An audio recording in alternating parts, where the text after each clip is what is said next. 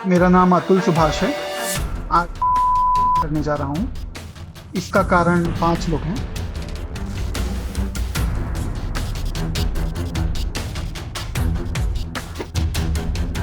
कर्नाटक के बेंगलुरु की एक सिविल कोर्ट ने अतुल सुभाष की पत्नी निकिता सिंघानिया को जमानत दे दी है।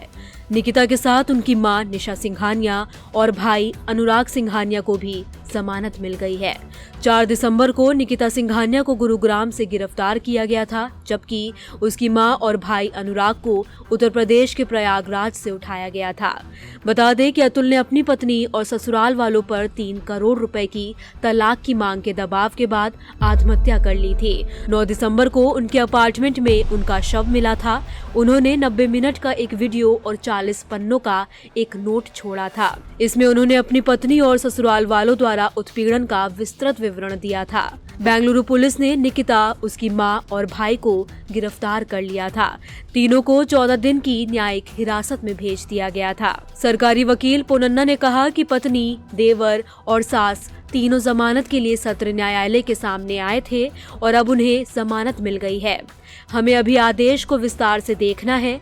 आदेश का विस्तार से अध्ययन करने के बाद ही हम उन आधारों और शर्तों को जान पाएंगे जिन पर जमानत दी गई है। हमारी तरफ से तर्क ये था कि उन्हें पकड़ना बहुत मुश्किल था। उन्होंने आगे कहा कि जांच अभी लंबित है। उन्हें जमानत के आदेश को प्राप्त करने में अधिक मेहनती होना चाहिए था, क्योंकि जांच पूरी हुए बिना ही याचिकाकर्ताओं को जमानत मिल गई। हम जमानत के आदेश से खुश नहीं हैं और इसे हाई कोर्ट में चुनौती दी जाएगी। इस मामले पर मीडिया से एक्सक्लूसिव बातचीत में अतुल सुभाष के भाई विकास मोदी ने भी कई सवाल खड़े किए हैं।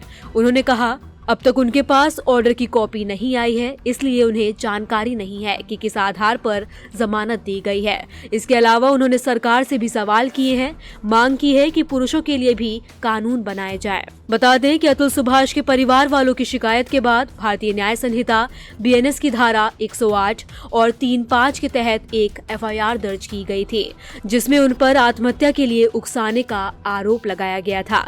पूछताछ के दौरान निकिता ने अपने पति के खिलाफ उत्पीड़न के आरोप से इनकार किया और कहा कि वे खुद उत्पीड़न का शिकार रही हैं। अतुल ने बताया था कि वे लगभग 3 साल से उससे अलग रह रही थी और अलग रहते हुए उससे पैसे के लिए परेशान करने के तर्क पर सवाल उठाया। अतुल की मां ने अपने पोते की कस्टडी के लिए सुप्रीम कोर्ट का दरवाजा खटखटाया है। बता दें, अतुल सुभाष और निकिता सिंघानिया की 2019 में शादी हुई थी। दोनों का 2020 में एक बेटा हुआ था।